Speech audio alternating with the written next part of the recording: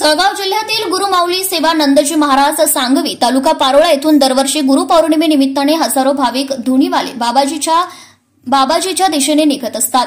दिंडीत परोळा, धरणगाव, चोपडा यावल परिसरातील भाविक मोठ्या संख्येने सहभागी होतात। गुरुपौर्णिमेच्या निमित्ताने निघालेल्या पायी दिंडी सोहळ्याचे आगमन आज रावेर तालुक्यात झाले। रावेर शहरासह बुरहाणपूर रोडवर असलेल्या भोकरी फाटा, वाघोड, कर्जत फाट्यावर भाविकांच्या चहा पाणी, नाश्त्याची व्यवस्था परिसरातील नागरिकांनी केलेली बघायला मिळाली।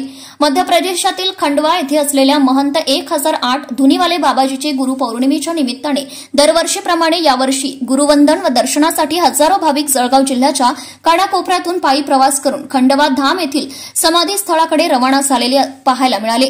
अतिशय भक्तिभावाने भक्तगण 38 वर्षांपासून ही पायी दिंडी सोहळा अविरतपणे चालू असल्याचं भाविकांनी यावेळी लोकनायक न्यूजशी बोलताना सांगितले।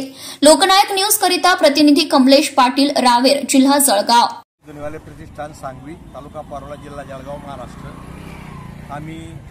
आमचे गुरु श्री सेवानंदजी महाराज, गुरु सुखडूनंदजी महाराज, दादाजी धुनीवाले प्रतिष्ठान सांगवी यांच्या आश्रयाखाली 1989 सालापासून तर आज तागायत म्हणजे हे आमचे 38वे वर्ष आहे।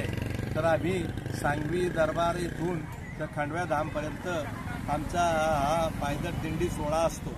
याच्यामध्ये कमीत कमी आमची सर्वे जास्तीत जास्त 1000-1200 लोक असतात आणि आम्हाला आमचे येताना आम्ही जळगाव मार्गे येत असतो। आम्हाला 4 ठिकाणी आमचा मुक्काम असतो। पहिला मुक्काम आमचा जळगावला असतो, दुसरा मुक्काम अहमदयाला, तिसरा मुक्काम आमचा लोणीला, चौथा मुक्काम बोरगावला असतो आणि बोरगावहून नंतर आम्ही 5व्या दिवशी खंडव्याला पोहोचतो।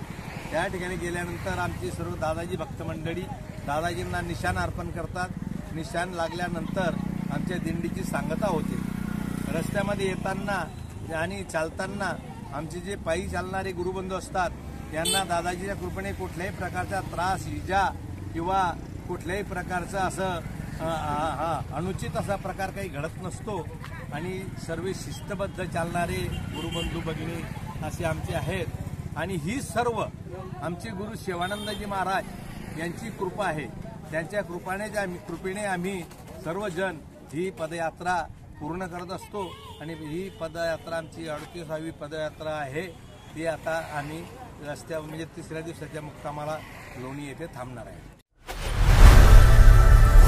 लोकनायक न्यूज।